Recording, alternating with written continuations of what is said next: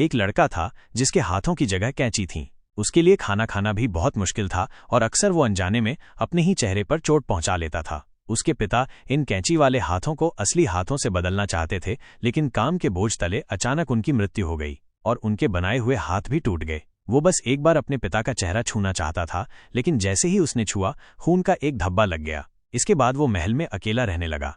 एक दिन अचानक एक सेल्सवुमन अंदर दाखिल हुई। अंधेरे में छिपा एडवर्ड धीरे धीरे बाहर आया। उसने मदद की उम्मीद में अपने अधूरे हाथ बढ़ाए। जब महिला को पता चला कि एडवर्ड अनाथ है, तो उसने उसे अपने घर ले जाने का फैसला किया। रास्ते में एडवर्ड खिड़की से बाहर की दुनिया देख रहा था। यह पहली बार था जब उसने बाहरी दुनिया देखी। घर पहुंचते ही साफ सुथरा माहौल देखकर एडवर्ड खुश हो गया। पेगी की योजना के अनुसार वो पहले कमरे में गया। वहां उसने पहली बार खुद को आईने में ठीक से देखा और अपने चेहरे को छूने की कोशिश करते ही खुद को चोट पहुंचा ली। उसने अपनी नजर हटाई और एक पानी का टब देखा जो उसने पहले कभी नहीं देखा था। उसने उसे हल्के से दबाया, लेकिन गलती से उसमें एक छेद कर दिया। घबराकर उसने उसे एक गुड़िया से बंद कर दिया और जल्दी जल्दी अपनी पट्टी बांधने लगा। पेगी फोन पर बात कर रही थी और इसी बीच उसने खुद को पेंगुइन की तरह कसकर लपेट लिया। पेगी दौड़ती हुई आई और एडवर्ड की मदद की। घाव पर पट्टी करने के बाद उसने अपने कपड़े बदले। रात के खाने पर उसे एहसास हुआ कि वो एक साधारण कांटा भी नहीं पकड़ सकता। जैसे ही उसने एक मटर उठाई और अपने मुंह तक लाया, वो फिर से गिर गया। पेगी ने उसे प्रोत्साहित किया और उसने ब्रेड पर मक्खन फैला दिया ताकि वो शांति से खा सके।